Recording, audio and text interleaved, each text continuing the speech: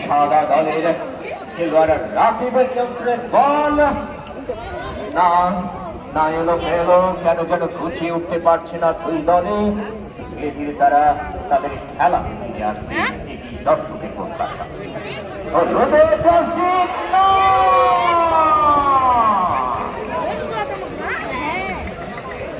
বুঝে উঠতে পারেনি এক সাইড ছিল মনে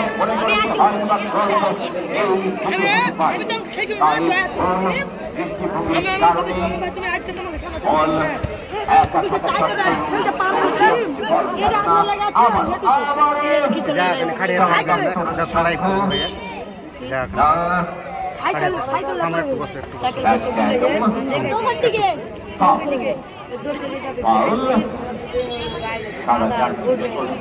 প্রচুর দর্শক চামাগ্রাম হেনা উচ্চ বিদ্যালয় মাঠে চামাগ্রাম তরুণ সংঘ বনাম চরবাগডাঙ্গা ফুটবল টিমের মধ্যে খেলা হচ্ছে।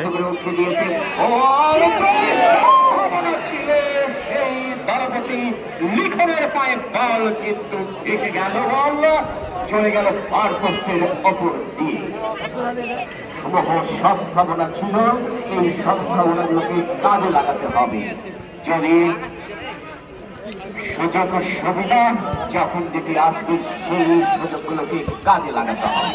আক্রমণের পর আক্রমণ হবে, তা থেকে কোনটি হয়তো বা গোলে রূপান্তরিত হবে। ফুটবলের মূল আকর্ষণ গোল, সেই গোলের দেখাতে পেতেই সকল খেলোয়াড় প্রস্তুত। এক একজন খেলোয়াড় এক একজন যোদ্ধা নিজের দলের অনুকূলে। সেই বীর যোদ্ধারা মাঠে এখন খেলে যাচ্ছে নিজ দলকে জয় করার লক্ষ্যে। এবং দর্শক আক্রমণের না ডিফেন্ডার সেখানে ক্লিয়ার করলো, আবারও নিয়ন্ত্রণে চরবাগডাঙ্গা। সেখান থেকে চমৎকার আবার 3 নম্বর জার্সি পরিহিত খেলোয়াড় টুটুল বেশ কিছু সুযোগ পেয়েছে, কিন্তু সুযোগগুলোকে কাজে লাগাতে পারেনি।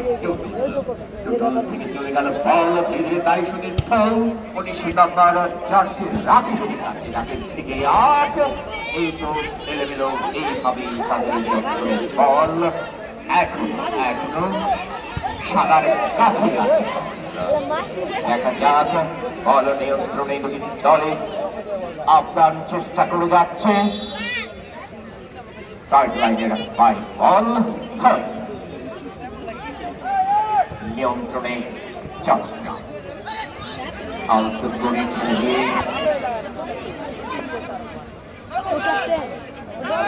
7 নম্বরে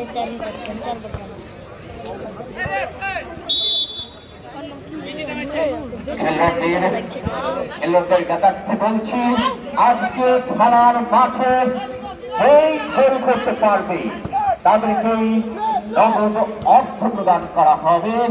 এই ঘোষণাটি দিয়েছেন বিশিষ্ট ব্যবসায়িক